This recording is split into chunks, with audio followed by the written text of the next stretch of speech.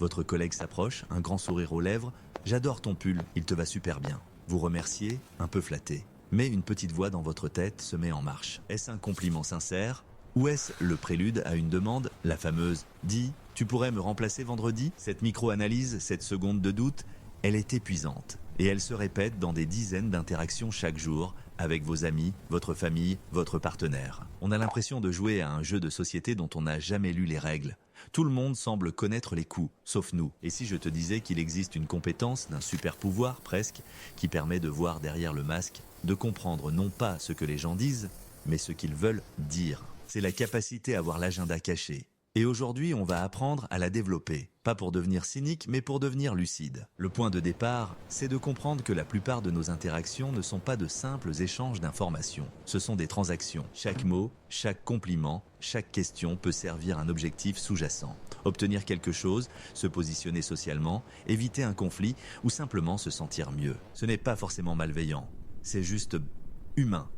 Nous sommes des créatures sociales programmées pour naviguer dans des hiérarchies complexes. Le problème, c'est quand on ne perçoit que la surface. On prend tout au premier degré. On se sent utilisé, confus ou trahi quand l'agenda caché finit par se révéler. C'est la douleur de la naïveté. Le sentiment d'être un pion dans le jeu des autres. Tu acceptes de rendre un service et tu te rends compte trop tard que c'était la 10e fois ce mois-ci. Tu crois à une critique constructive d'un ami, mais tu sens bien qu'il y a une pointe de jalousie ou un désir de te rabaisser. Pourquoi est-ce si difficile à voir? À cause d'un principe psychologique fondamental, la communication a toujours 2 niveaux. Le premier niveau, c'est le contenu, les mots bruts.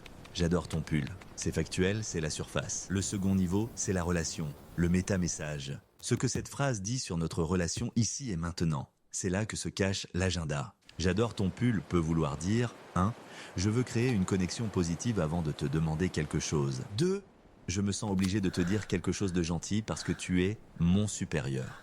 3. J'ai remarqué que tu as l'air déprimé et je veux te remonter le moral. Un agenda positif. 4. Ou j'aime vraiment, vraiment ton pull.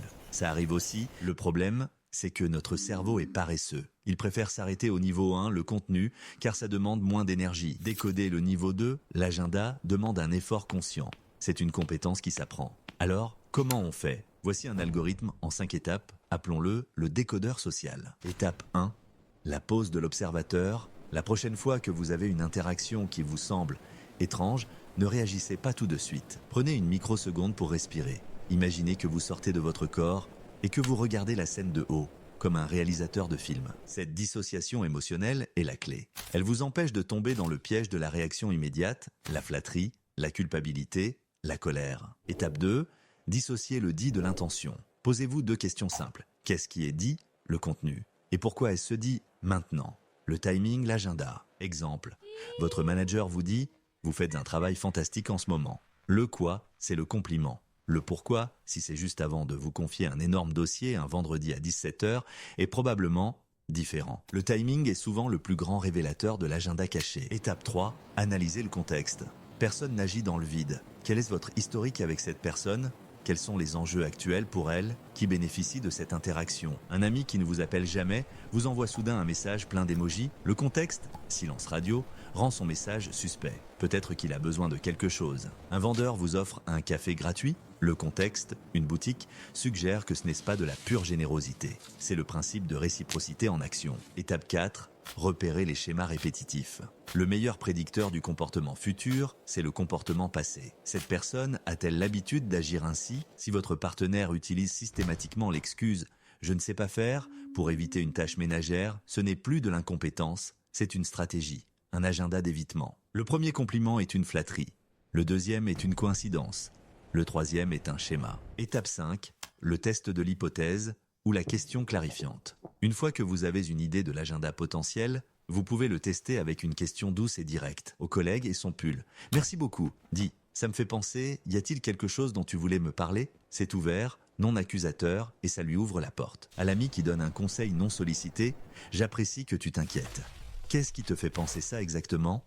Vous ne validez pas la critique, vous questionnez son origine. La réaction de l'autre à votre question est la donnée la plus précieuse. S'il est soulagé, son agenda était probablement simple. S'il devient défensif ou change de sujet, Vous avez touché une corde sensible. Récapitulons le décodeur social. 1. Pause. 2. Quoi versus pourquoi. 3. Contexte. 4. Schéma. 5. Question. Maintenant, la grande question. Est-ce que cette compétence ne va pas nous transformer en monstres paranoïaques et cyniques, voyant des complots partout? C'est un risque, mais c'est une mauvaise utilisation de l'outil. Le but n'est pas de prouver que tout le monde est manipulateur. Le but est d'atteindre la clarté. La clarté vous permet de faire la différence entre une maladresse et une manipulation, entre un agenda inconscient et une intention délibérée. Elle vous permet de répondre à l'intention, pas seulement aux mots. Si vous comprenez que votre ami vous critique par jalousie, vous pouvez adresser sa jalousie, pas la critique sur votre projet. Voir l'agenda caché, c'est passer du statut de victime des circonstances sociales à celui d'architecte de vos relations. Vous ne subissez plus, vous comprenez.